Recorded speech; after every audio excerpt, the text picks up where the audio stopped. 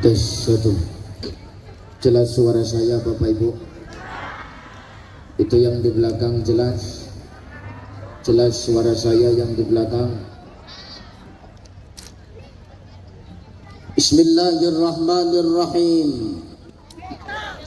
Assalamualaikum warahmatullahi wabarakatuh.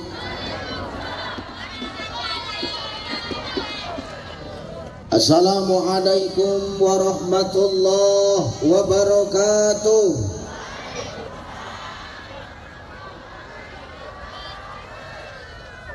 Alhamdulillah, alhamdulillahillazi anzala sakinata fi qulubil mu'minin. Ashhadu an la ilaha illallah wahdahu la syarikalah wa ashhadu anna Muhammadan abduhu wa mawalah. Allahumma salli ala sayyidina wa ala ali sayyidina. Faqala Allah ta'ala a'udzu billahi samiil alim minasy syaithanir rajim. Subhanalladzi asra bi'abdihi lailan minal masjidil harami ilal masjidil aqsa alladzi barakna haulahu linuriyahu min ayatina innahu huwas samiul basir. Wa qala ta'ala min suratil ukhra al-yawma nakhtimu ala afwahihim wa tukallimuna aydihim wa tashhadu arjuluhum bima kanu yaksibun. Wa qala an-nabi sallallahu alaihi wasallam man shama ramadhana imanan wa ihtisaban ghufira lahu ma taqaddama min dzambihi. Shadaqallahul azim wa sadaqan nabiyyul karim wa nahnu ala zalika minasy syahidin wasyakirin walhamdulillahi rabbil alamin. Sehat ibu? Sehat ibu? Masya Allah. Kata Nabi sallallahu alaihi wasallam, tanda-tanda dekatnya, semakin dekatnya kiamat itu, salah satu cirinya itu kata Nabi, nanti di akhir zaman akan lebih banyak betina dibandingkan dengan laki-laki. Satu jantan 60 betina. Malam ini ditiban lama, tanda-tanda itu sudah nampak. Semua mak-mak. Insyaallah mak-mak yang hadir pada malam hari ini semua ibu-ibu salihah, para orang tua salihah, para istri yang berbakti kepada suami. Ibu-ibu yang di belakang kok diam, itu kelompok janda semua macam mana?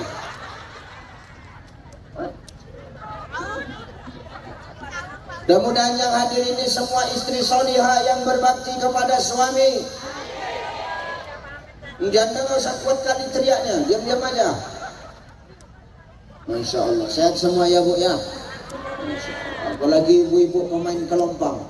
Kalau katanya si buah kentang dalam jerami, kalau nengok ibu-ibu memukul kelompang, nampaknya dendam sama suami. Allah, sehat ya bu ya. Nama tuh bajunya kompak tuh. Dan lunas sama kredit tuh. Paling 3 kali bayar lagi tuh kan. Sehat ya, amin ya. Insya Allah, luar biasa malam hari ini. Saya tadi mendarat lebih kurang pukul 6:30. Istirahat bersih-bersih di hotel, sholat kemari. Masih capek Ustaz? Masih. Jadi Ustaz capek. Maksudku malam ini nak menghilangkan rasa capek itu. Tapi menengok yang duduk di muka ini lebih banyak nenek-nenek, makin capek itu rasa gimana? Jadi makin nenek-nenek pindah ke belakang di sana, kenapa nih? Iya. Tak sedap betul dipandang, iya. Ustaz, apa kau mengejek kami yang tua-tua ya? Kau mengejek kami yang sudah kisut ya?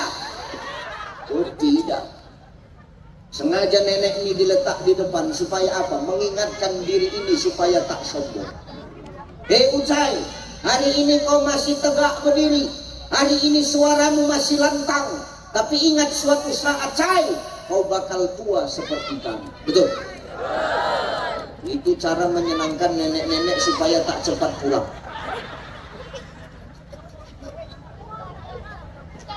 Maka jangan sombong kita hari ini yang muda-muda. Kenapa? Suatu saat kita akan tua, saudaraku. Jangan sombong. Ucai hari ini masih muda, suatu saat dia akan tua. Betul? Betul? Nenek ini pun gak maunya begini, betul? Conci betul nenek tuh. Betul nenek tuh. Nenek ini kan dulu pernah muda juga, pernah gadis juga, kulit dia juga pernah kencang. Dulu dipijit pipinya macam agar-agar, kenyal. Coba sekarang pijit, 3 minggu baru balik lagi keluar kulit. Itu pun tergantung cuaca. Kalau musim panas cepat dia berbalik, kalau musim hujan aja begitu aja lah, tak balik-balik kan.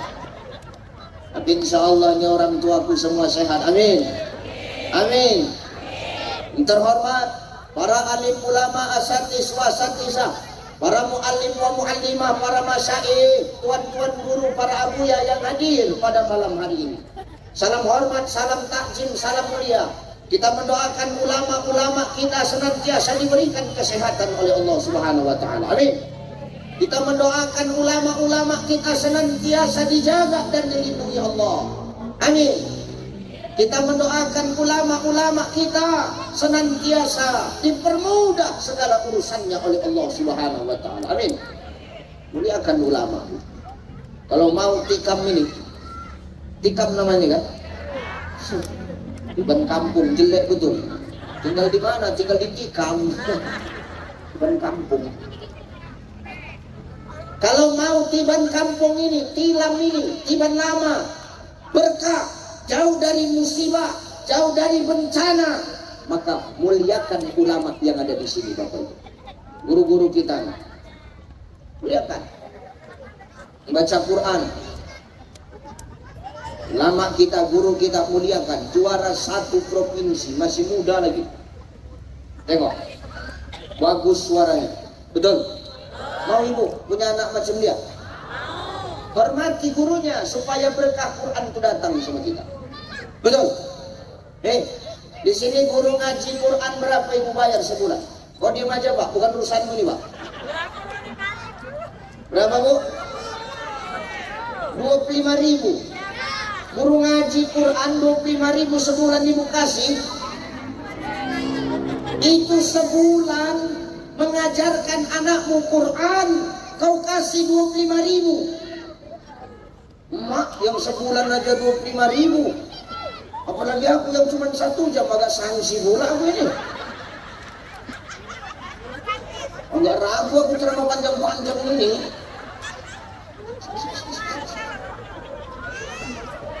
Muliakan orang-orang yang mengajarkan Quran supaya apa Ustaz? Berkah Quran itu turun sama kita. Wa kadzalika anzalnahu Qur'anan Arabiyya wa sarafna fihi minal wa'idi la'allahum yattaquna aw yuhdisu lahum dzikra. Apa kata Allah? Demikian kami menurunkan Al-Quran supaya Quran itu menjadi peringatan bagi orang-orang yang bertakwa. Jadi kalau kita mengaku bertakwa kepada Allah Bapak Ibu, supaya dapat berkah Quran itu muliakan orang-orang yang mengajarkan Quran. Jangan lagi 25.000 besok, 26.000 tambah 1.000. Arah belum tipis betul pergaulan. Terhormat Bapak Camat Kecamatan Sekupang, Masya Allah, masih muda camatmu. Betul, orangnya putih, matanya sipit, pikir Cina, rupanya Melayu. Saya Pak Camat ya, ganteng Pak Camat, baju putih, celana hitam, Jentek cicak.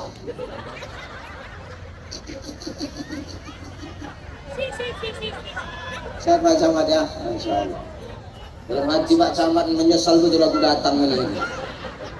Siapa suruh kau nekat, mana open awalan. Terhormat Bapak anggota Dewan, Bapak siapa nama Bapak? Pak Hendri. Bapak siapa Pak? Pak Sulaiman. Ada berapa periode Pak? 1 Bapak. 2. Wah ini pemain lama, pemain baru ini. Ini sama-sama pemain ini. Beliau aslinya dari Medan. Bapak? Hah? Pangkal Pinang. Masya Allah. Habis berapa semalam Pak Sulaiman? Oh, nak bertanya ya pun salah ini lah. Mudah-mudahan jadi anggota Dewan yang amanah, bisa menjadi perpanjangan tangan bagi rakyat. Amin. Jangan mengolah ayo kerjaan kau. Enggak Pak, aku cerita anggota Dewan sana ini Pak. Anggota Dewan sana, bukan anggota Dewan sana ini. Cuman kan orang sana itu sekarang pindah kemari. Ayo cuma sekarang.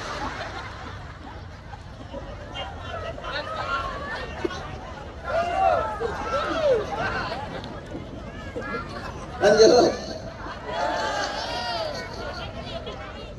Siapa yang pulang duluan berarti tipis linganya.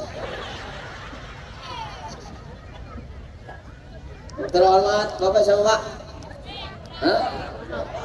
Pak Lurah. Masya Allah. Sehat Pak Lurah.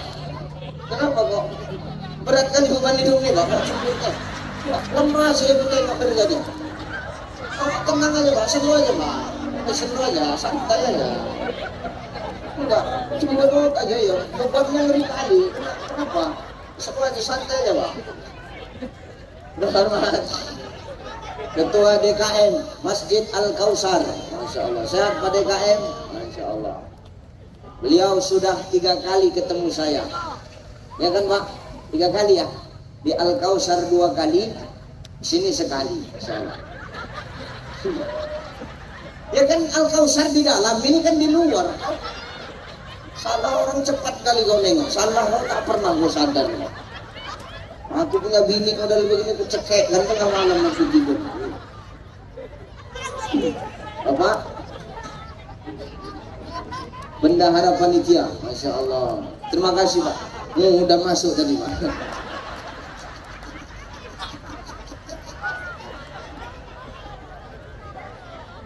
Orang nak bilang makasih pun salah. Bapak siapa Pak? Hah? Pak RW. RW di bawah dulunya Pak. Itu khusus ketua-ketua semua ini. RW di bawah, RW di atas.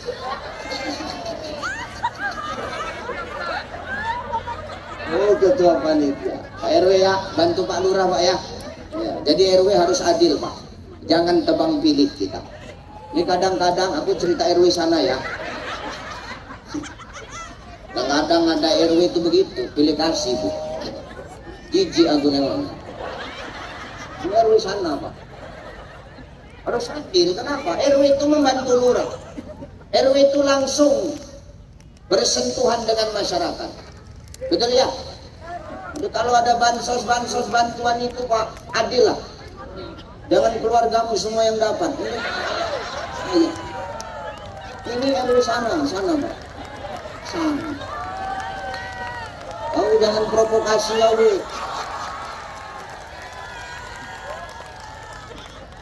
Sana. Sehat Pak RW ya, bantu Pak Lurah. Kalau mau ke bawah nggak apa-apa. Sebelahnya Pak, Ketua Panitia tadi, Masya Allah, luar biasa Pak Ketua Panitia. Bapak Panitia, Bapak ini, guru-guru kita, tokoh agama, tokoh adat, tokoh budaya. Yang ujung, kenapa tadi dia aku panggil dari bawah ke atas? Kalau kalian tengok wajahnya mirip sama aku, kenapa? Karena beliau abang kandungku. Tak sopan aja, beliau di bawah, saya di atas. Saya panggil ke atas. Nah, saya dengan beliau jarang berjumpa. Iya. Males juga aku kadang jumpa. Sehat Bang ya, insya Allah. Beliau merantau Bu, dari Medan merantau kemari. Tak sudah berapa tahun tapi rajin tetap pulang, insya Allah. Dah habis, siapa lagi yang mau hormati? Tunjuk tangan aja sama bapak-bapak polisi yang sudah mengawal. Masya Allah. Pak, kalau mengawal jangan duduk, berdiri Pak. Terima kasih pengawalannya Pak Polisi ya. Ibu bapakku yang dimuliakan Allah Subhanahu wa Ta'ala, yang tak bisa kusebutkan satu persatu. Yang kecil tak kusebut nama, yang besar tak kusebut gelar. Semua kita mudah-mudahan yang hadir adalah orang-orang yang mendatangkan berkah. Kembalinya kita nanti masing-masing membawa pahala. Amin.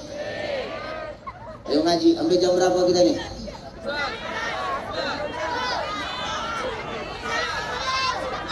Jam 1. Jam 1 kau enak mulut yang banyak. Ayo ngajilah. Ibu bapak yang dimuliakan Allah Subhanahu wa Ta'ala, hidup ini tidak pernah lepas dari yang namanya ujian Bapak Ibu. Setiap manusia yang hidup, setiap makhluk Allah pasti diuji. Betul. Manusia hidup pasti diuji. Kalau kau hidup nggak mau diuji, gampang, nggak usah kau hidup, selesai. Ini kan pilihan sekarang Bapak.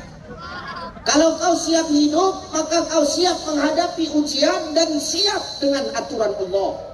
Tapi kalau kau tidak mau diuji dan kau nggak mau ikut aturan Allah, tidak usah kau hidup, selesai. Kan semua kita diuji Bapak Ibu, betul? Betul nggak? Ibu diuji nggak Bu?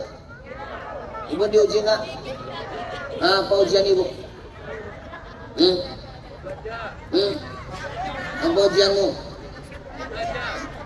Ujianmu apa Bu? Ngurus laki, itu ujian nggak? Enggak, tanggung jawab. Itu tugasmu. Jadi kita bahas pelan-pelan supaya kalian paham. Jadi nggak asik kami aja yang kau salahkan. Harus gitu Pak. Kalau nggak gitu, kita terus yang dijajahnya. Ya benar. Ibu diuji, bapak hidup diuji nggak Pak? Pak, oh Pak, bapak hidup ini diuji tidak? Apa ujian bapak? Ini menghadapi mak lampir. Ini ujian mak lampir nih. Semua kita diuji, ibu diuji, bapak diuji, Pak Lurah diuji nggak Pak? Hah? Diuji nggak? Diuji. Berat betul ujiannya. Pak Camat diuji nggak Pak? Diuji. Pak Dewan diuji nggak Pak? Diuji. Ustadz Kucai diuji nggak? Diuji. Kita semua diuji Allah. Apa ujian Ustadz? Ujianku pertama, nggak ada teh manis. Ujian betul rasaku. Yang kedua, apa ujian Ustadz? Nih, fotoku. Pecah-pecah mukaku keluar. Emanglah. Pecah-pecah mukaku. Tak foto tahun berapa diambil orang ini? Ini ujian. Hari ini maaf Bapak Ibu, kita bangga. Kenapa bangga? Di mana-mana dipasang fotoku, disebar di grup-grup. Inilah Isra Mi'raj bareng Ustadz Kucai. Bangga kita hari ini. Terus gimana ujiannya Ustadz? Ujiannya nanti selesai acara, berebut orang nak mengambilnya untuk tutup kandang ayam di rumah.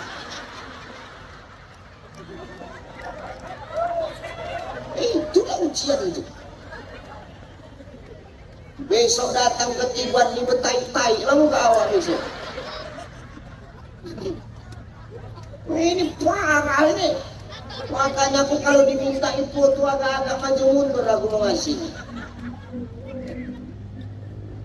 Ujian, orang hidup diuji Allah. Kenapa? Janji Allah, alladzi khalaqal mauta wal hayata liyabluwakum ayyukum ahsanu amala.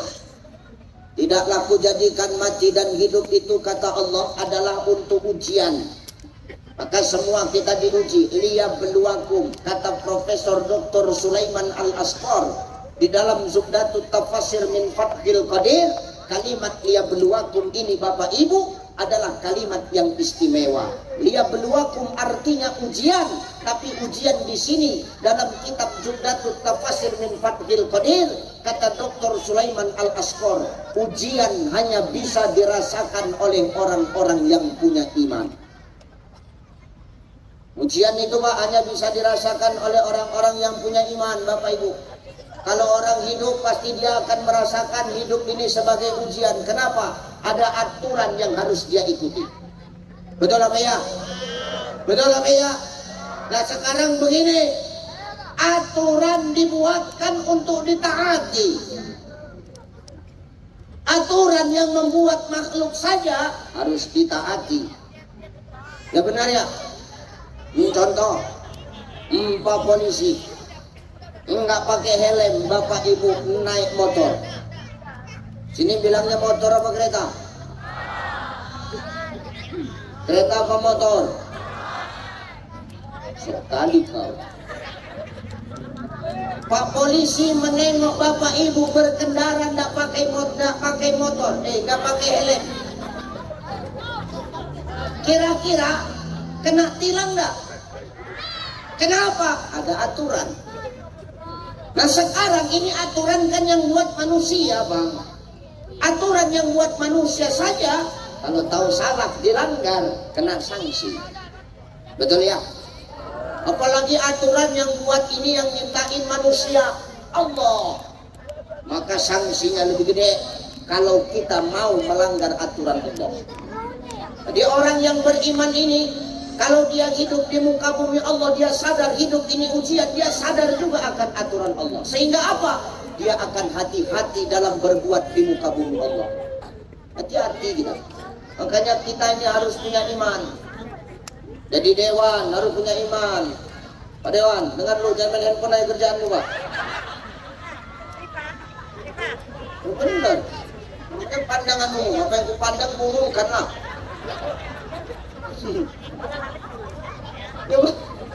Ya merokok nggak apa merokok aja Pak, nggak apa-apa lanjut. Kalau merokok kan boleh nggak apa-apa.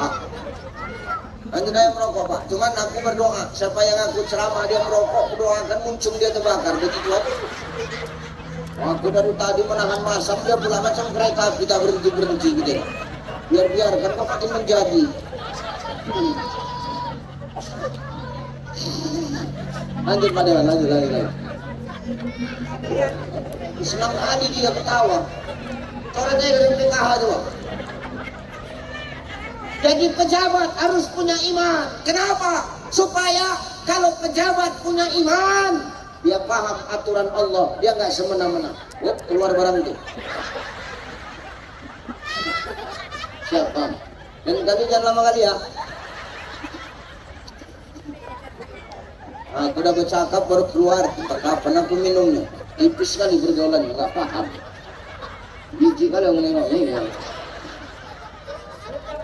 Tutup biar tetap panas. Atur aja loh, dia main apa?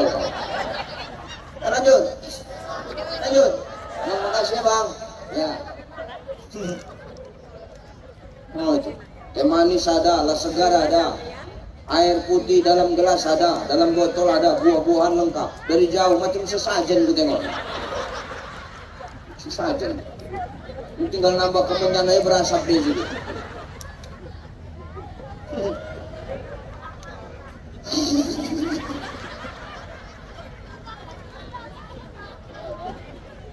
Lanjut. Hidup harus punya iman ya, supaya kita sadar kalau kita ini ada aturan dari Allah lah, supaya kita nggak semena-mena dalam hidup. Jadi pejabat harus punya iman supaya taat aturan Allah. Jadi camat, harus taat sama aturan Allah. Fondasinya apa? Iman, supaya nggak macam-macam. Jadi lur, Pak RW mana? Turun betulan ya? Macam kawan ini tipis sekali. Suruh naik lagi apa? Ini ya. Puter maju ini. Terus cewek.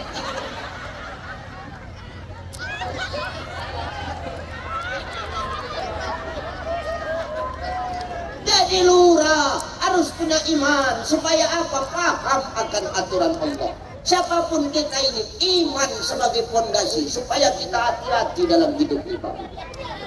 Orang beriman dia sadar hidup ini ujian dari Allah. Ada ujian, ada aturan, ada tanggung jawab. Tanggung jawab apa Ustaz? Apa yang sudah kita perbuat di muka bumi Allah ini bakal kita dimintai pertanggung jawab. Al-yawma nakhtimu ala afwahihim wa tukallimuna aydihim wa tashhadu arjuluhum bima kanu yaksibun.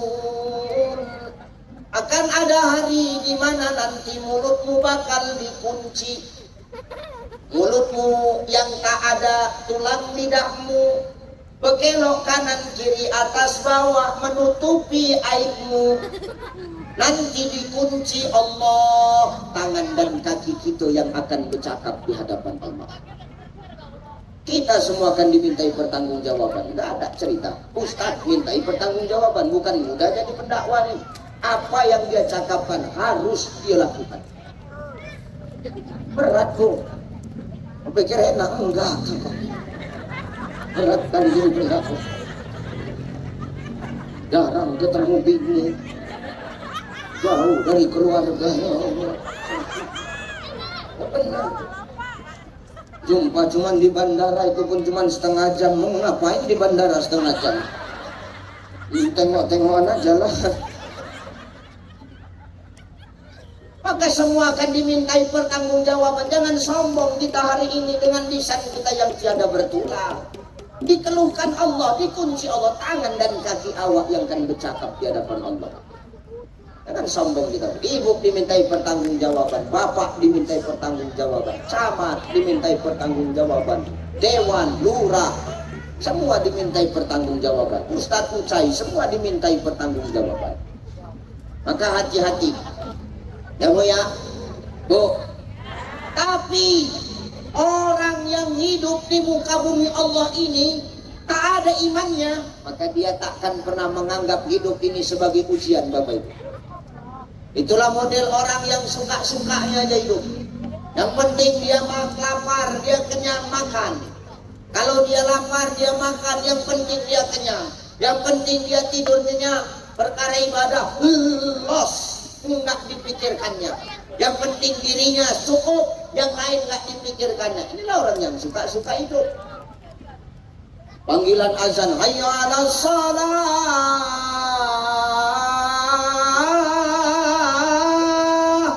kau sajalah. Digantinya, hayya 'alal falah, aku tak falah. Tak mau dia. Hati-hati. Tapi Ustaz, ya, aku tengok orang yang tidak pernah ke masjid tuh, orang yang tidak pernah masuk masjid, sholat ke masjid, tidak pernah ikut taklim, ada tabligh akbar, jarang datang, sekali datang di pinggir-pinggir jalan. Aku nggak bilang kalian. Tapi kenapa Ustaz ya? Aku tengok-tengok hidup dia itu lancar aja. Tidak pernah dia ibadah, tidak pernah dia dekat, tidak pernah dia silaturahim, tidak pernah dia datangi Allah, tidak pernah dia ke masjid, tidak pernah dia taklim, tidak pernah dia sedekah. Tapi Ustaz, kenapa ya Ustaz? Hidup dia itu lancar aja, urusannya gampang aja, nggak ada susah hidup dia Ustaz. Hati-hati, inilah yang bahaya tuh. Kenapa? Bisa jadi ini istidraj, saudara. Istidraj itu apa? Sengaja dicekoki Allah dia kesenangan hidup, dititipkan banyak kenikmatan hidup, supaya apa? Dengan kenikmatan dan kesenangan yang dititipkan Allah kepadanya, dia semakin lupa dan jauh dari Allah Subhanahu wa Ta'ala. Nanti begitu mati, enak hitungannya, tak apa lagi tanya-tanya. Ambil, campak langsung, bang, selesai. Enak itu enak. Nah, kita jangan iri kalau nengok orang nggak pernah ibadah, nggak pernah dekat sama Allah, nggak pernah silaturahim, nggak pernah takliman, tapi hidupnya mulus-mulus terus. Kita nggak usah iri, bisa jadi itu istidraj. Bener ya? Hati-hati kita ya. Makanya maaf Bapak Ibu, Bu, Pak, dengar, ujian yang paling sulit itu sebenarnya bukan susah. Kalau ujian dikasih susah, dikasih miskin, dikasih kiri, dikasih melarat, enak Pak. Kenapa enak Ustaz? Ujiannya nampak jelas. Dikasih lapar, kerasa. Macam aku nih. Terasa kan udah nanti. Dikasih lapar, terasa. Dikasih sakit, terasa. Dikasih mati, nampak mayatnya. Apalagi dikasih miskin, nampak susahnya. Ujiannya jelas, melewatinya gampang, tinggal ikhtiar, usaha, minta ampun, usaha, jadi. Ya kan ya, manjada wajada, siapa yang sungguh-sungguh bakal dapat, kan begitu. Dia sakit, usaha berobat, sehat. Dia susah hidupnya, berusaha cari kerja untuk mencukupi kebutuhan hidup, selesai ujiannya. Asalkan mau bergerak, Allah kasih. Jadi ujian yang paling berat itu bukan ketika kesulitan hidup, bukan. Tapi ujian yang paling berat itu Bang, ujian yang paling berat itu Bu, ketika kita dititipi kesenangan. Nah, ini yang sulit melewatinya. Dari nggak jadi apa-apa sekarang jadi apa-apa, oh sombong. Dulu bukan siapa-siapa, sekarang dewan, oh sombong. Jalan nggak nyentuh tanah, ngambang. Orang sana dulu bukan siapa-siapa, sekarang jadi camat, sombong. Jalan nggak nyentuh tanah, ngambang. Dulu nggak dikenal orang, sekarang dikasih Allah popularitas, sombong. Jalan nggak nyentuh tanah, ngambang. Banyak orang ketika dititipi kesenangan dan kenikmatan hidup itu lupa dari mana dan untuk siapa kesenangan dan kenikmatan ini siogiannya kita arahkan Bapak Ibu. Ujian yang paling berat itu begitu. Orang, maaf, orang jarang tersandung di batu besar, tapi kena kerikil kecil, orang jarang selamat, pasti terpeleset. Betul ya? Betul ya? Maka jangan sepelekan sesuatu yang sepele Bapak Ibu. Bisa jadi yang sepele itu mendatangkan berkah, bisa jadi yang sepele itu mendatangkan murka. Maka hidup jangan suka menyepelekan sesuatu yang sepele. Kesenangan jangan sampai jauhkan kita dari Allah. Ada nggak orang yang dititipi kesenangan terus dia lupa sama yang ngasih senang? Ada nggak? Ada nggak? Ada orang sini. Orang sini ada. Mengantukkan ke tiang speaker. Apa yang perlu kita sombongkan hari ini kok? Nggak perlu itu Banyak orang sekarang ketika dulu nggak ada apa-apa dekat sama Allah, begitu jadi apa-apa lupa sama Allah. Siapa contohnya? Tuh. Salabah. Siapa Bu? Salabah. Salabah Pak. Salabah tahu? Salabah. Tahu? Salabah. Kenapa? Salabah. Salabah, kenapa? Orang Sekupang. Maaf, dulu tuh Salabah miskin, kiri, melarat Pak Bu. Hartanya nggak ada, tapi maaf 5 waktu ke masjid terus. 5 waktu ke masjid terus. Subuh ke masjid, zuhur ke masjid, ashar ke masjid, maghrib ke masjid, isya di masjid. Rajin jemaah sama Nabi. Saya bukan nggak bilang orang sini nggak rajin ke masjid, rajin. Pak Camat pun rajin ke masjid ya, insya Allah ya, rajin ya. Pak Lurah pun rajin insya Allah ya, rajin lah. Subuh di masjid, Pak Lurah. Zuhur masjid, asar masjid, maghrib masjid, isya masjid. Enggak pulang-pulang. Kenapa Ustaz? Engkau kunci di kamar mandi masjid. Ya. Nih, dulu sahabat itu kere melarat, nggak ada hartanya bang, tapi rajin ke masjid. Sampai-sampai Nabi tanda masalah itu. Yang buat Nabi tanda sama sahabat itu apa Ustaz? Nabi itu kalau nengok sahabat selesai sholat, sahabat nggak pernah ikut doa bareng. Selesai sholat cabut, ada alasannya. Dia bukan menyudutkan salah satu paham ya. Ya terserah mau pahammu apa sekarang ini. Lana a'maluna walakum a'malukum wa nahnu lahu mukhlisun. Bagiku pahamku, bagimu pahammu, yang penting kan kuncinya ibadah mah ikhlas, kan begitu ya. Nggak usah ngerecokin yang kayak begitulah. Nggak usah kita ngurusin orang-orang yang sudah mau rajin ke masjid bang. Jangan cari salah benernya, bukan tugas kita. Ngapain kita ngurusin orang yang udah mau masuk ke masjid? Yang kita pikirkan sekarang gimana caranya orang yang belum mau ke masjid, gimana caranya mau datang ke masjid. Betul? Betul? Gak usah cari bener salahnya lagi. Gak usah nyalahin 11 salah, 23 yang benar, 23 yang benar, 11 yang salah. Gak ada yang salah. Yang salah itu siapa? Siapa yang salah? Yang gak sholat. Yang kunut salah, yang nggak kunut yang benar yang nggak kunut, ini yang kunut salah. Nggak usah begitu lagi, udah selesai udah. Itu dari zaman Nabi Adam udah begitu recok sudah. Yang salah bukan perkara yang berkunut tak berkunut, yang salah itu yang tak selesai. Nggak usah nyinyir kan di bibir kau, jijik aku ya.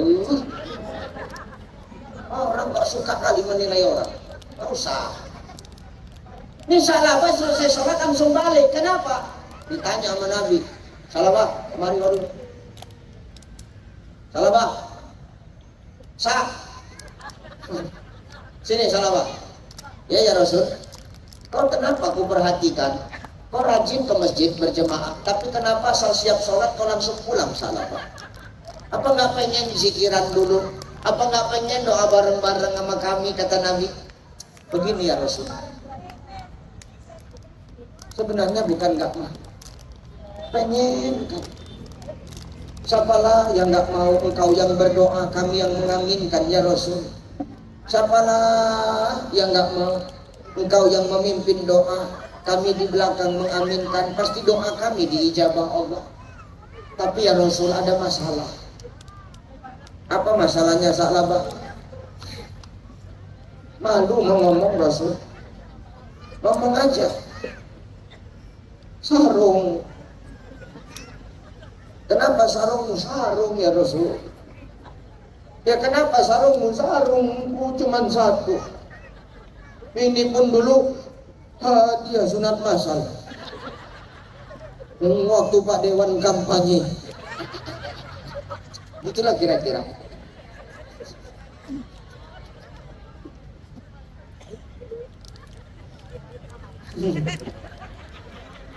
Salah juga kayaknya. Terus kenapa kalau sarungmu cuma satu? Maaf ya Rasul, kalau aku lama-lama pulang dari masjid, itu istriku di rumah udah nunggu, harus gantian kain kami ya Rasul. Kalau nanti saya lambat pulang, waktu sholat habis, istri saya kan jadi nggak sholat ya Rasul. Jadi istrimu sekarang nunggu ya Rasul. Itulah Bu. Istri sahabat itu kerjaannya nggak banyak, cuma satu aja. Nungguin sarung. Ya benar Bu. Itu istri sahabat itu nungguin sarung. Benar mandir gitu nungguin sarung. Itu istri sahabat. Gak ada kerjaan lain kecuali nunggu sarung lakinya. Tapi niku Pak, kerjaannya nungguin apa? Iya. Tuh istri Sa'labah, kalau nengok Sa'labah pulang seneng. Kenapa seneng? Yes, sarungku pulang. Sarung. Kenapa? Dia bisa sholat. Oh begitu masalahnya Sa'labah ya. Kalau begitu Sa'labah begini ya. Besok selesai kau sholat zuhur, kau jumpai aku Sa'labah, kata Rasulullah. Ada hal apa ya Rasul? Udah datang aja dah. Yang penting besok kita ketemu. Oke. Salabah pulang, besok ketemu sama Nabi selesai salat zuhur. Assalamualaikum ya Rasulullah. Waalaikumsalam. Salabah. Ya Rasul, gerangan apa engkau memanggil saya? Begini Salabah, ini ada kambing 2 ekor.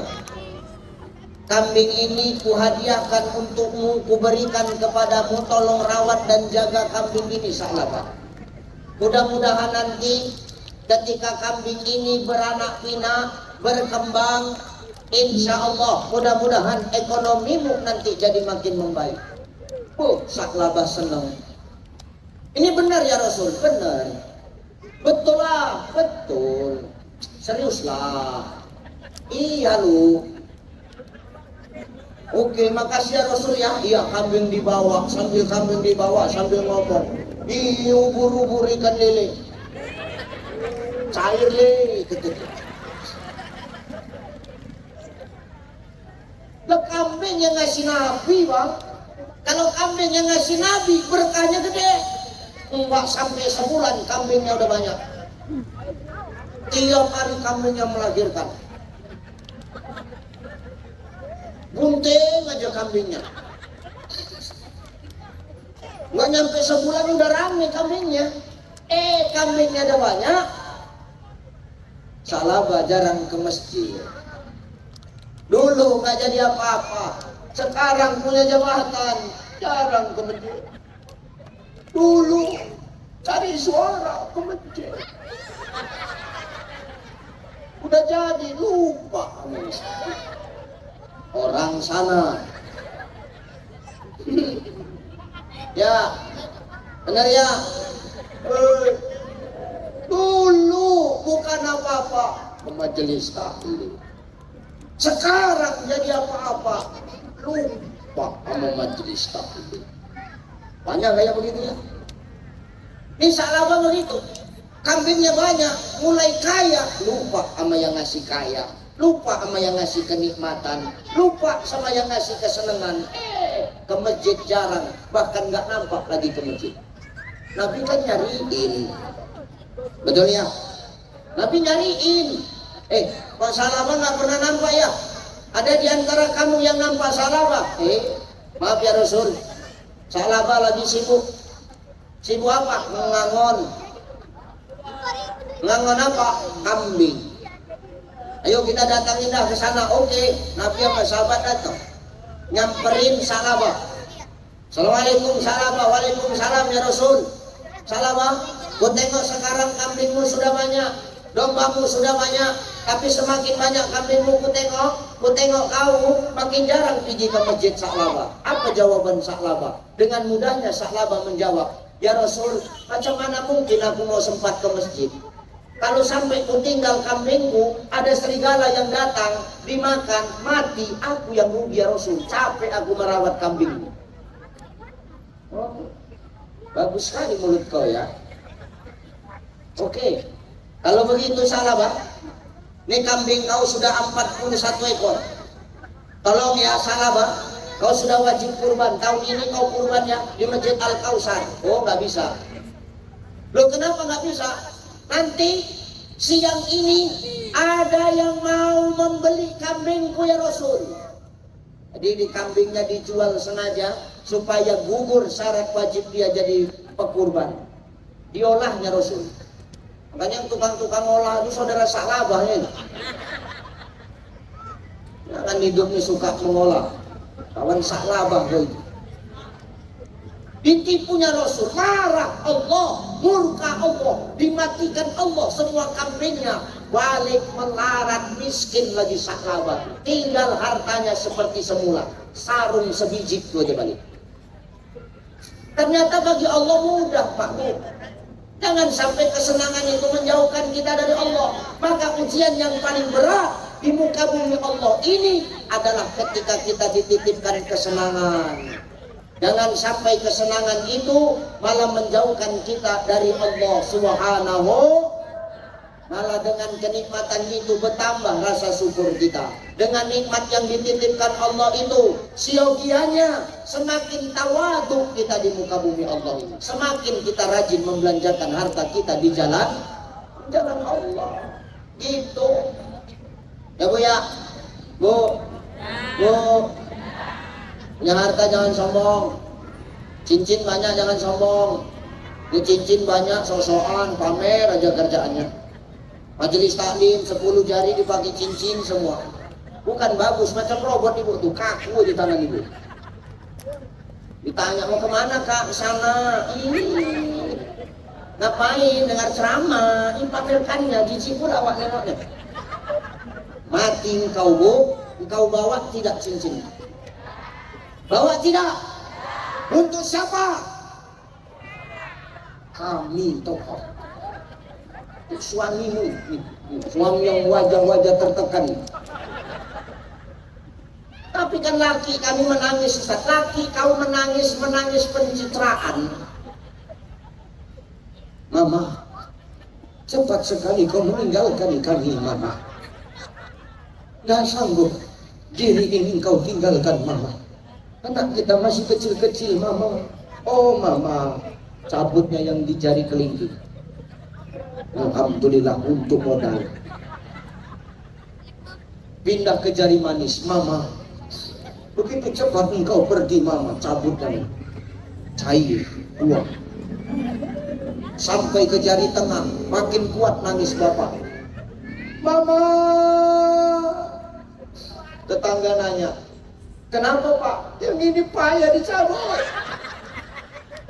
Rupanya karena susah dicabut. Maka jangan sombong dengan harta kita. Siogianya dengan kenikmatan itu kita makin dekat. Supaya apa? Keberkahan semakin turun. Maka hidup ini ujian. Setiap ujian akan dimintai pertanggungjawaban. Hidup ujian yang paling sulit, yang paling susah ketika kita dititipkan kesenangan. Maka ketika kita dapat kesenangan, kenikmatan dari Allah, jangan sampai menjauhkan diri kita dari Allah. Semakinlah kita banyak bertawadu, mohon ampun, beristighfar, mengucapkan rasa syukur, agar kita sadar dari mana kenikmatan itu datang dan untuk siapa kenikmatan itu kita belanjakan. Satu, berapa? Satu, hidup ujian. Dua, Ustaz, apa hikmah di balik Isra Mi'rajnya apa Ustaz? Ayo kita ngaji. Dua, hikmah Isra Mi'raj itu Bapak Ibu. Lu jam 10 ah. 10 lewat. Ini sampai jam berapa Bu? Ini satu-satu aja. Kan mikirkan mulut gula Bu. Tadi ceramah setengah 10. Ini sudah hampir setengah 11. 15 menit lagi. 15 menit lagi jam setengah 11. Nah, suruh pulang aja orang ini Pak, bantuan lagi. Satu, hikmah Isra Mi'raj. Tengok, Nabi Shallallahu Alaihi Wasallam ketika mau berangkat Isra wal Mi'raj. Isra kan artinya perjalanan, betul? Setiap yang berjalan maka Isra. Ibu dari rumah kemari maka ibu sedang Isra. Saya dari Medan datang kemari berarti saya sedang ceramah.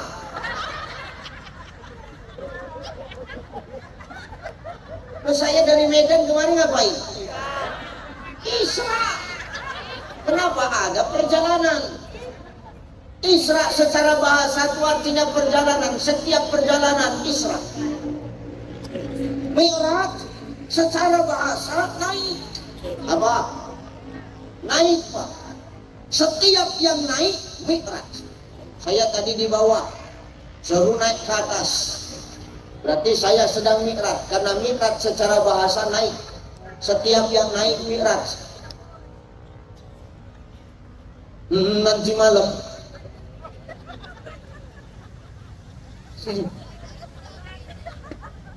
kalau ada yang naik, jangan tanya-tanya lagi. Ngapain Bang? Mi'raj. Mi'raj. Setiap yang naik Mi'raj.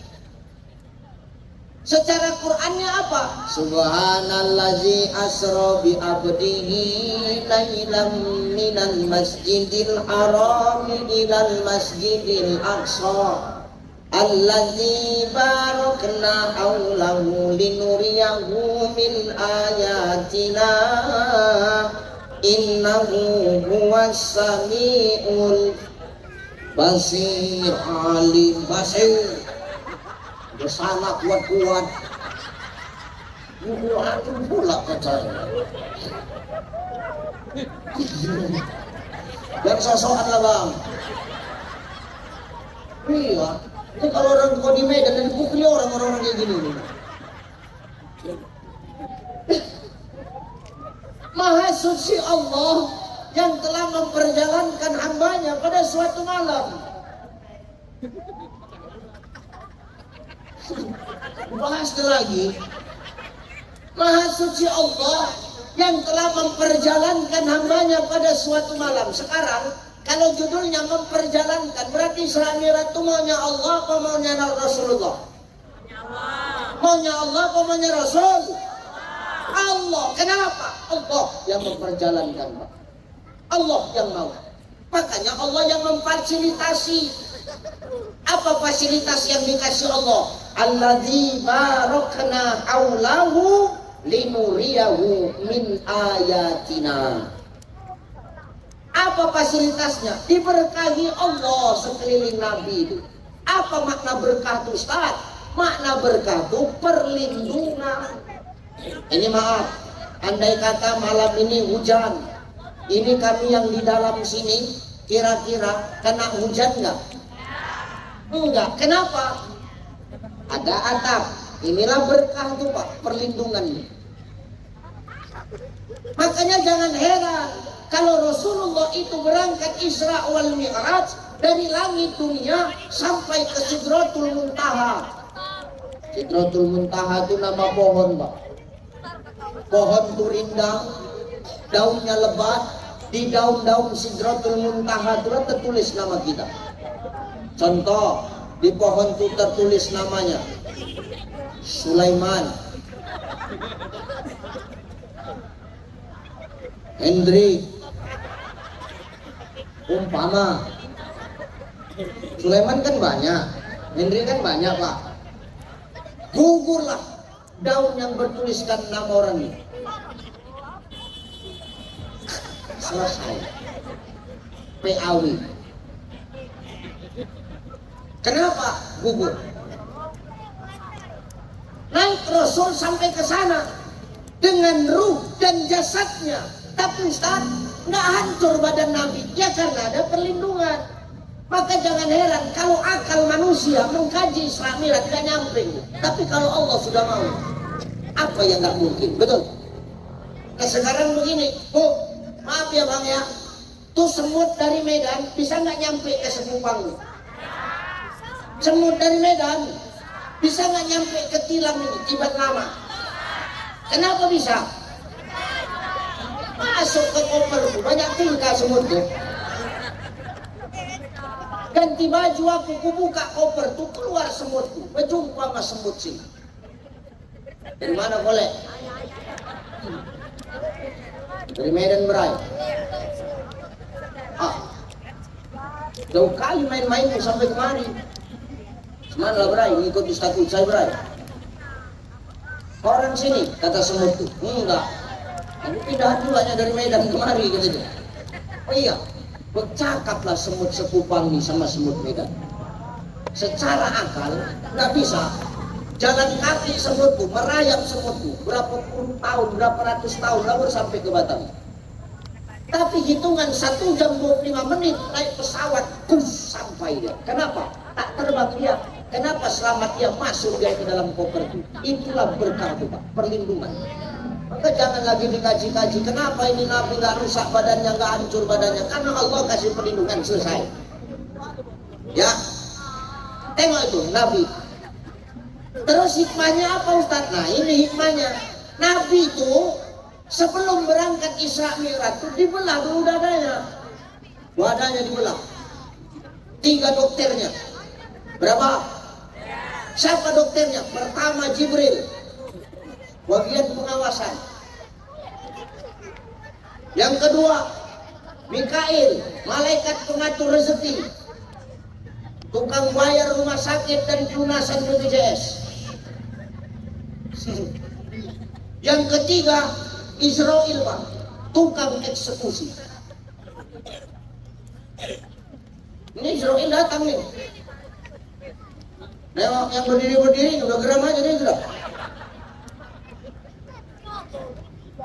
Dibelah dada Nabi, diambil semua isi dada Nabi, dicuci bersih di air jam-jam. Udah bersih, dimasukkan balik, dibalikkan daging dada Rasulullah seperti semula. Baru, ayo berangkat kita menjumpai Allah. Hikmahnya apa? Satu, takkan mungkin kita bisa menerima aturan Allah, takkan mungkin kita menjadi hamba Allah yang bertakwa kalau kita masih punya penyakit hati di dada kita. Makanya hikmah di bulan Rajab, bulan Sa'ban ini apa? Kita suruh banyakin zikir. Dan ini Allah jawab di dalam Quran surah Al-Isra, pangkal surah Al-Isra. Subhana itu kan kalimat tasbih. Maka kita suruh banyak bersih supaya apa? Bersih hati awak ini dari penyakit hati. Kenapa harus dengan zikir, Ustaz? Ala bi zikrillah tatmainnul qulub. Dengan zikir hati awak ini tenang aja. Orang yang ahli zikir tuh ingat sama Allah, dia nggak akan ngopain urusan orang. Kalau orang hatinya nggak pernah dibawa ingat Allah, asik kepo aja. Cantik kali gamisnya Kak, tebal kainnya ya, lembut. Di mana belinya? OLX. Di mana? Di Shopee. Kepo dia. Kenapa? Nggak ada Allah di hatinya. Jadi mau tahu aja urusan orang. Inilah yang dikatakan Syekh Jalaluddin Rumi, penyakit hati itu timbul karena kita terlalu sibuk ngurusi urusan orang dibandingkan mengurus apa yang Allah titipkan sama kita. Heboh ngurusi orang. Urusan orang diurusi, punya orang diurusi, punya dia nggak diurus, terakhir punya dia diurus orang. Geram aku.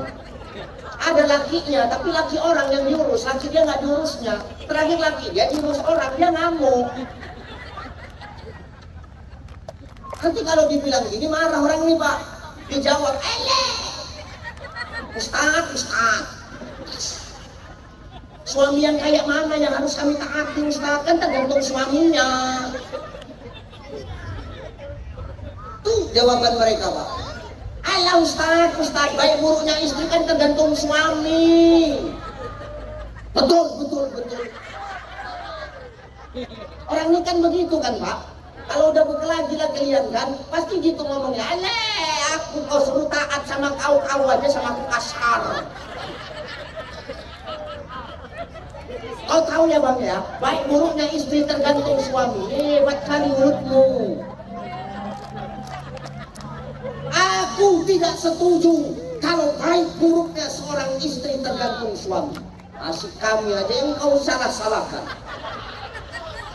Betul Pak? Bela kami. Kenapa Ustaz bela bapak-bapak? Karena nasib kita sama. Aku lebih ngeri lagi yang kuhadapi di rumah. Mama dia harap, bapak dia banten, keras kebal pula. Beginilah keadaan di rumah betul. Udah keras kebal, itu yang kuhadapi Pak. Biar tahu dulu. Baik buruknya istri tidak tergantung suami, Bu. Maaf, kalau baik buruknya seorang istri tergantung suami. Geram kali aku, geram. Ini gak geram kali aku. Asik kami aja kau salah-salahkan, asik kami aja kau jajan terus ya. Baik buruknya istri tidak tergantung suami. Kalau baik baru buruknya istri tergantung suami. Tengok tuh, Fir'aun. Tahu Fir'aun? Fir'aun kenal? Fir'aun sekupang. Maaf Bang, Fir'aun maaf kelakuannya iblis kalah. Iblis kalah sama Fir'aun. Iblis datangi Fir'aun. Apa kata iblis? Fir, paten kali kau Fir. Fir'aun pak. Kenapa iblis? Iblis, orangnya besti. Aku Fir, kata iblis. Aku Fir, kata iblis, diciptakan dari api. Umurku dipanjangkan sampai kiamat. Aku dikasih kelebihan gak mati sampai kiamat karena aku disuruh Allah menggoda anak cucu Adam. Jelas tempatku di neraka Bir. Tapi Bir, kata iblis, seiblis-iblisnya aku tak pernah mengaku Tuhan. Kau Bir, manusia ngaku Tuhan, paten kau Bir. Gak bisa cakap iblis nengok Fir'aun Pak. Hebat kau ya Bir. Coba, kalau memang seorang istri baik buruk tergantung suami, seharusnya istri Fir'aun, Asia, tahu Asia? Asia, bengkong. Seharusnya Asia itu ngikut akhlaknya Fir'aun. Kalau memang istri ngikut suami. Betul apa ya? Benar apa ya? Benar ya? Seharusnya Asia itu sama kelakuannya sama Fir'aun, tapi Asia tidak. Dia tetap taat kepada Allah. Itu kan Fir'aun Ustaz. Ada lagi Nuh alaihi salam, taat kepada Allah, patuh kepada Allah, punya istri durhaka, zalim kepada Allah. Kalau memang istri tergantung pada suami, siogianya istri Nuh alaihi salam seharusnya taat seperti Nuh taat kepada Allah. Jadi jangan begitu, jangan ngasih kami aja yang kau salah-salahkan. Pikir enak jadi suami kita kan? Capek kali jadi suami kita. Dunia kau kami nafkahi, akhirat kau kami pertanggungjawabkan. Kau nggak pernah mengerti akan hal itu.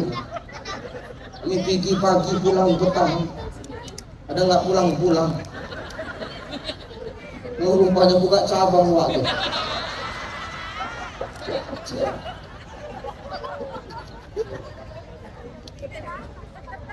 Kasihan suamimu, tengok.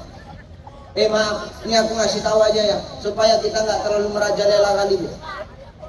Ini kalau nggak diginikan nggak jelas-jelas ini Pak. Betul nggak Pak? Betul nggak Pak? Tandai laki siapa yang cakap betul-betul.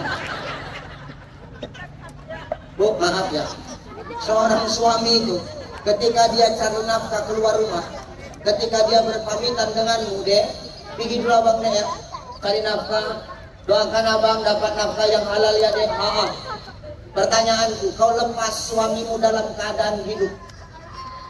Sekarang ku tanya Bu, ada nggak jaminan suamimu kembali dalam keadaan hidup?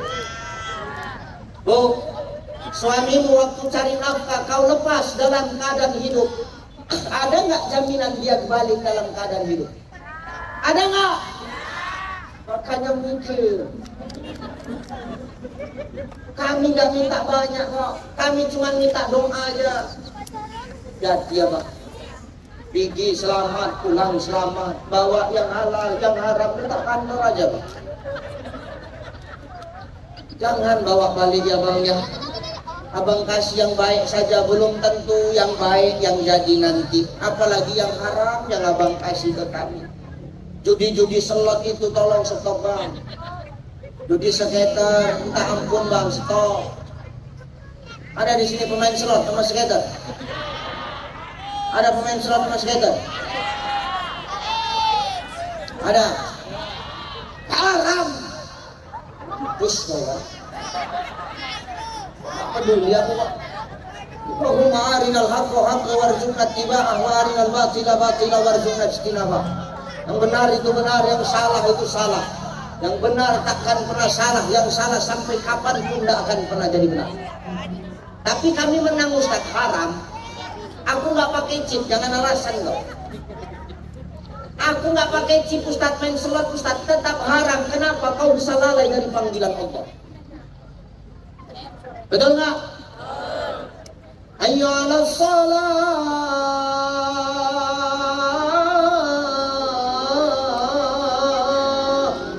Bikuin. Hidup barang bikuin. Hayya 'alal falah. Super. Ustaz kenapa paham betul? Lu sempat juga main.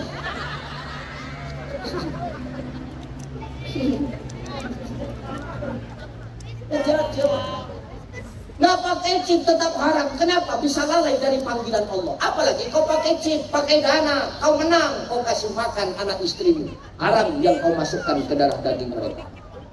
Nggak usah tengok-tengokan kau Pak. Kau lagi, pemain semuanya kalian ini. Taubat awak, minta ampun sama Allah Ta'ala. Jangan sok hebat awak hari ini. Dengar. Kalau nanti suamimu tengah malam belum tidur, handphonenya mereng, main, positif, selot. Bantengkan handphone dia. Menjadi apa begitu? Ya Bu ya? Bu, bersihin hati dah. Jangan sombong kita. Gak akan nyampe takwa itu. Gak akan dapat Ramadan di ujungnya takwa sama kita. Kalau maaf, nyambut Ramadan ini masih ada hati yang kotor di antara kita. Ini kan gerbangnya Ramadan sekarang ini, betul? Betul ya? Rajab, Syaban ini kan bulan latihan, gerbang menuju Ramadan. Sebelum masuk ke dalam kan kita melewati gerbang. Nah, di gerbangnya inilah kita harus persiapan.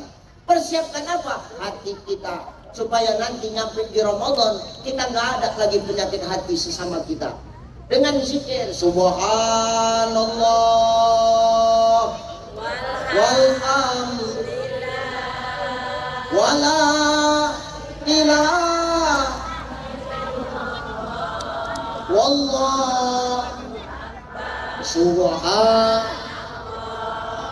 walhamdulillah wala wallah subhan walhamdulillah wala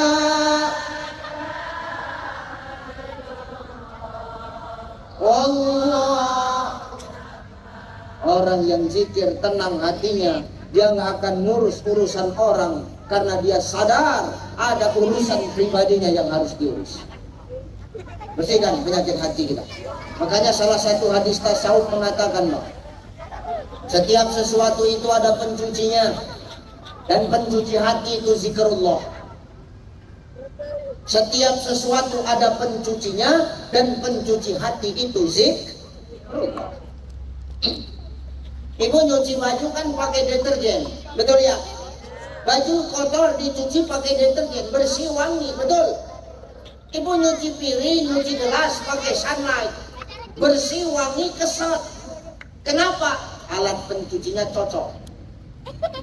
Berminyak jadi keset Pak. Kenapa? Lemaknya gugur. Kenapa? Sunlight pembasmi lemak. Hanya yang gemu-gemu ini gak usah sedot-sedot lemak. Sunlight aja 3 kali sehari, gugur lemak gue itu. Bebu hilang mulutku. Kadang bertingkah. Hati kotor bukan pakai deterjen. Dengan zikir kepada Allah. Zikir tuh nggak mesti begitu. Nih hadir di majelis ilmu juga zikir.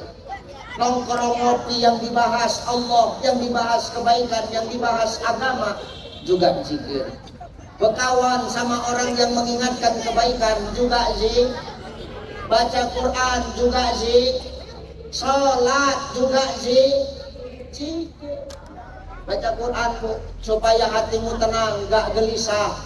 Hari ini kenapa orang banyak gelisah? Karena jauh dari Al-Quran.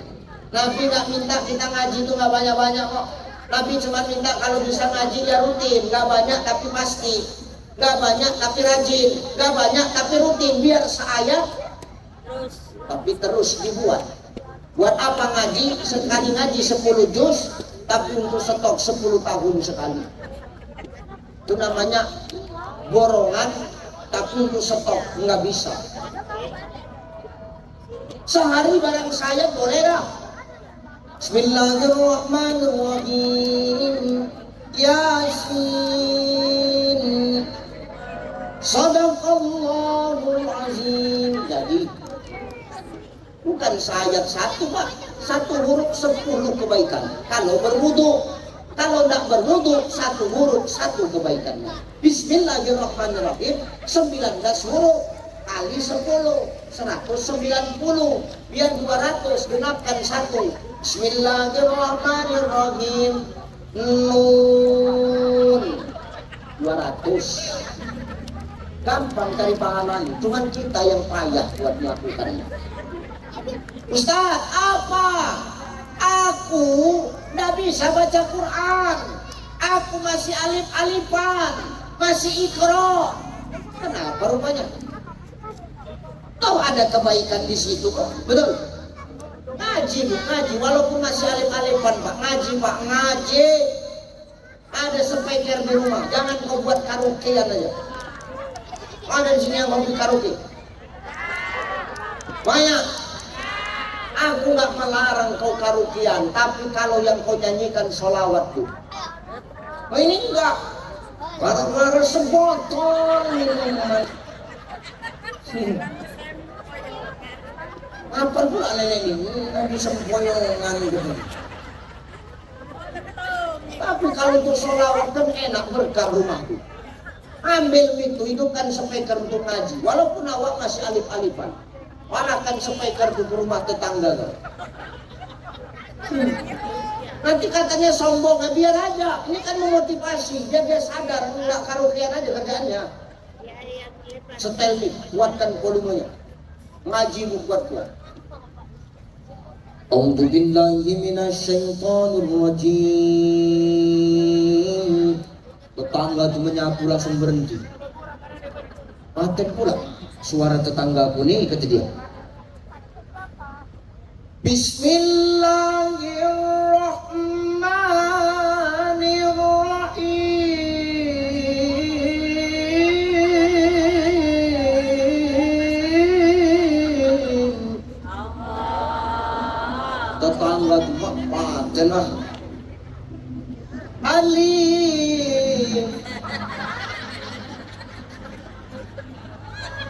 Shadaqallahul azim. Aku kecewa penonton. Ya aja begitu. Boleh, tak apa-apa. Manfaat kok. 30 hari tamat alif-alif. Bismillahirrahmanirrahim. Iya. Shadaqallahul azim, tamat. Bulan depan masuk lembaran baru. Alif date anu datena tapi mati depankum anakum. Badate banun datena tapi mati depankum banakum. Enak. DJE datu alif alif biar aja. Date mata date tamim wa mati depanmu matamu. Itu kan ada ribet. Maka ngaji itu Al-Quran pun termasuk zikir, sholat zikir, majelis taklim zikir, majelis ilmu zikir, kumpul sama orang baik, bahas kebaikan pun zikir. Kalau sudah yang dibahas zikir, kalau sudah yang dibahas kebaikan, hati kita berzikir, ingat akan kebaikan, kita nggak akan open sama urusan orang. Kenapa? Kunci kenikmatan dalam hidup itu kita temukan Bapak Ibu, ketenangan kita dapatkan, betul? Maka hikmah dari peristiwa Isra Mi'raj, perbanyak berzikir. Dua, apa hikmahnya Ustaz? Lailam minal masjidil haram ilal masjidil, perjalanan Nabi dari masjid ke masjid. Artinya apa? Nih, di bulan Rajab Sya'ban, nih bulan latihan, yuk gantungin hati kita ke masjid. Supaya apa? Nanti waktu Ramadan terawih nggak kaget lagi awak banyak rakaat sholat. Jelas? Masjid Pak, masjid Pak, masjid. Supaya apa? Satu, kalau udah masjid rame, kesombongan bakal hilang. Kenapa hari ini banyak orang yang sombong? Karena orang jauh dari masjid, Bapak Ibu. Masjid mengajarkan kita untuk tidak jadi orang yang sombong. Kenapa begitu, Ustaz? Tengoklah. Mau siapapun yang masuk masjid sama kok. Buka sepatu, buka selop, buka sendal. Camat masuk masjid, buka sepatu mat. Jangan kau masukkan sepatu kau. Dewan masuk masjid, ngapain? Kampanye. Dewan masuk masjid, buka sepatuan. Ustaz masuk masjid, buka sendal. Buka sendal tak. Nanti begitu masuk, nggak laku lagi jabatan kita di situ siapa. Mau RW, mau camat, mau lurah, mau dewan, semua kita sama. Aku camat, kalau kau camat, kenapa rupanya? Aku mau sap paling depan. Kalau kau mau sap paling depan, kau cepat datang. Itu di depan dah penuh. Kau terlambat datang, dia tetap di belakang kau. Nah, sana, dekat kamar mandi kau itu. Nggak ada Pak bedanya, nggak ada beda-beda kan. Mau siapapun kita, mau pejabat hebat pun kita, kalau sudah masuk masjid, kau mau sap paling depan, kau cepat datang. Kau lambat datang, kau tetap di belakang. Nggak ada pilih kasih dalam masjid. Kenapa? Nggak ada lagi dipandang status dunia kita. Dengar, Pak Camat. Pak Dewan dengar ya. Nganggu-nganggu. Lagi Pak Lurah lagi dengar. Lagi Pak RW, dengar Pak RW. Nggak ada lagi status sosial kita dipandang. Asal kita sudah masuk masjid nih, status kita semua sama. Hamba Allah. Yang dipandang cuma satu. Inna akramakum indallahi atqakum. Cuma takwa yang dipandang Allah. Yang lain tak lagi dipandang. Tukang parkir pun jadi imam di depan, pejabat di belakang. Angkat takbir tukang parkir tuh. Allahu Akbar, tuh pejabat di belakang ngikut nggak? Ngikut nggak? Kenapa? Patuh sama satu supir. Nggak pandang pejabatnya, nggak pandang tukang parkirnya. Asalkan dia pejabat, mampu jadi makmum, ikut sama imam. Imamnya tukang parkir, di belakang pejabat, tetap tukang parkir supirnya bos. Sombong akan hilang. Tengok ketika kita sholat nih, ini kepala kita bu Pak dengar. Ini kan organ yang paling kita jaga, betul? Asal ditempelin sama orang, bunuh-bunuhan pun jadi. Betumbuk pun jadi, kan begitu. Tapi tengok ketika sholat, nih kepala yang selalu kita jaga, sejajar sama kaki. Kaki tempat memijak apapun kita pijak, tai pun kita pijak, kotoran pun kita pijak. Tapi maaf, ketika sholat, sejajar kepala kita dengan kaki kita. Dan tanpa kita sadari, lebih hina lagi kepala kita, lebih rendah lagi kepala kita dibandingkan dengan lubang knalpot kita, Pak. Cocok? Sujud awak, rendah kepala awak, lubang knalpot awak lebih tinggi daripada kepala. Ustaz, aku sholatnya duduk. Aku yang cerita lah pula kan gitu. Maka jangan kita sombong. Sholat itu menghilangkan kesombongan. Maka wajar hari ini kenapa banyak orang yang sombong di muka bumi Allah. Karena jauh dari masjid. Nabi mengajarkan kita melalui Isra wal Mi'raj agar hati kita kembali kepada masjid. Kalau hati sudah kembali kepada masjid, kesombongan bakal hilang, kerjasama bakal mudah untuk dilaksanakan. Orang yang merasa hebat akan hilang karena sadar kesombongan itu hanya milik Allah. Jangan sombong ya, gampang bagi Allah.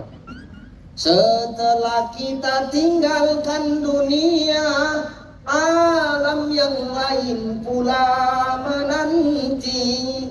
Bila dah tutup umur usia.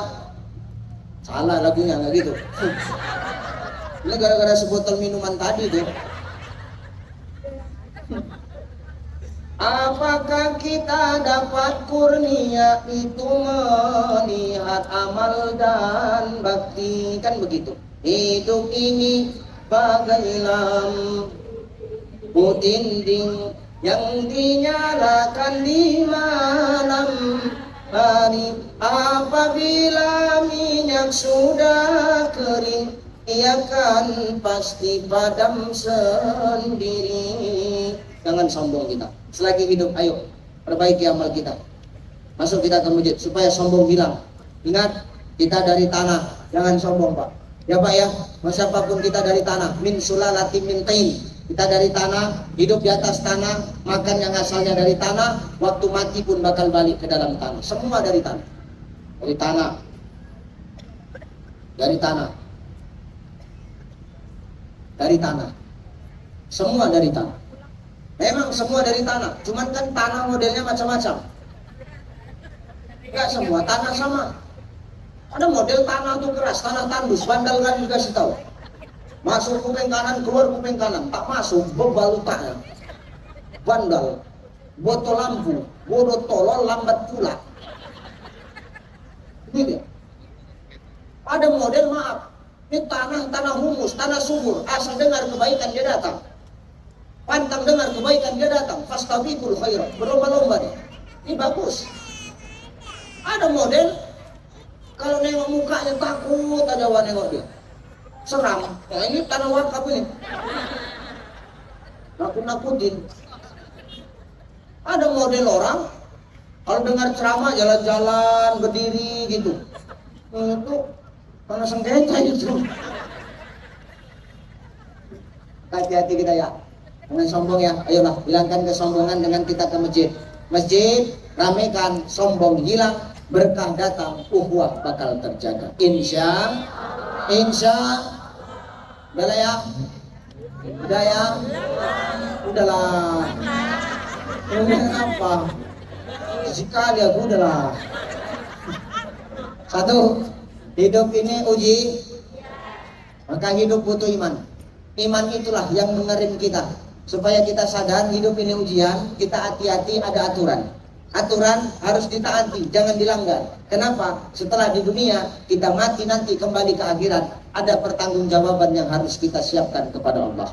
Maka ujian terberat itu bukan perkara kesulitan, tapi ketika kita dihadapkan dengan kesenangan. Hati-hati, ketika kita senang, kita lupa, maka sombong itulah yang akan menjadikan kesyirikan dalam diri kita kepada Allah.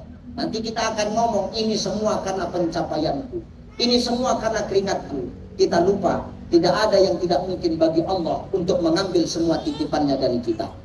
Yang kedua, perbanyak berzikir kepada Allah, agar sekiranya nanti ketika Ramadan umur kita disampaikan Allah, hati kita bersih, kita tenang menjalani Ramadan, tidak ada ngurusi urusan orang.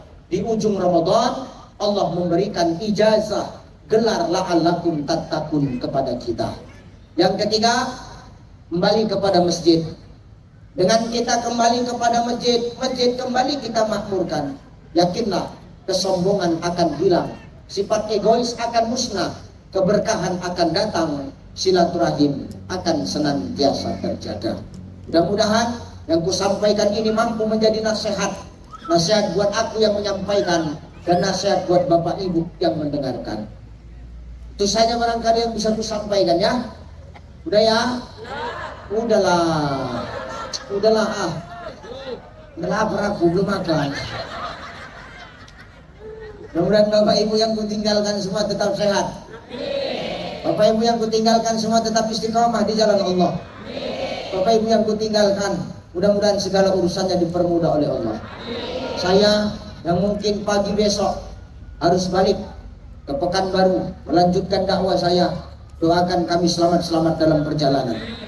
Bapak Ibu tak minta banyak yang kupinta, doakan aku senantiasa diberikan kesehatan oleh Allah.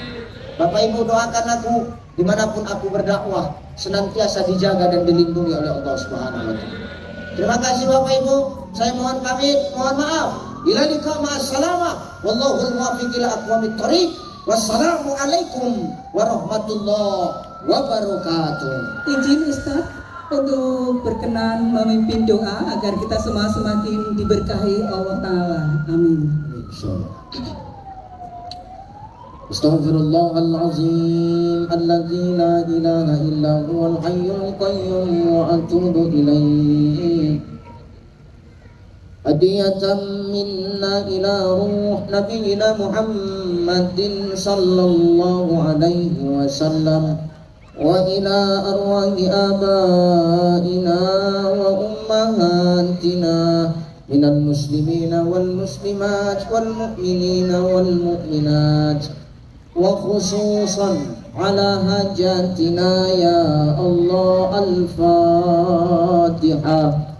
أعوذ بالله من الشيطان الرجيم. بسم الله الرحمن الرحيم. الحمد لله رب العالمين الرحمن الرحيم مالك يوم الدين.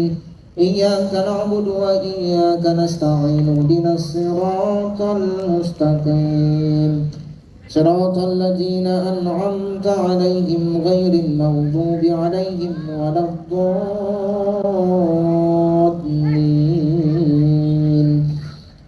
أعوذ بالله من الشيطان الرجيم. بسم الله الرحمن الرحيم. الحمد لله رب العالمين والصلاة والسلام على أشرف الأنبياء والمرسلين وعلى آله وأصحابه رسول الله أجمعين.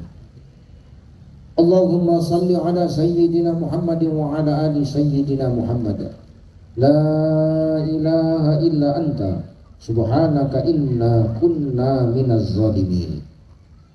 اللهم ربنا تقبل جميع حسناتنا واغفر جميع سيئاتنا واهدنا الصراط المستقيم. اللهم لا سهل إلا ما جعلته سهلا وأنت تجعل الحزن إذا شئت سهلا خصوصا على حاجاتنا يا الله يا مجيب السائلين. ربنا ظلمنا أنفسنا وإن لم تغفر لنا وترحمنا لنكونن من الخاسرين. ربنا يا الله لا تزغ قلوبنا بعد إذ هديتنا وهب لنا من لدنك رحمة إنك أنت الوهاب. ربنا اغفر لنا ذنوبنا ولوالدينا ولجميع المسلمين والمسلمات والمؤمنين والمؤمنات الأحياء منهم والأموات إنك على كل شيء قدير. اللهم انصر المسلمين والمجاهدين في فلسطين في غزة في رفح وخصوصا في بلادنا يا الله بلاد إندونيسيا. اللهم بارك لنا في رجب وشعبان وبلغنا رمضان. اللهم طول أمورنا في رجب وشعبان وبلغنا رمضان. اللهم اختم لنا بالإسلام واختم لنا بالإيمان واختم لنا يا الله بحسن الخاتمة. ربنا آتنا في الدنيا حسنة وفي الآخرة حسنة وقنا عذاب النار. وصلى الله وسلم عليه والحمد لله رب العالمين. تقبل الله منكم. Waalaikumsalam warahmatullahi wabarakatuh.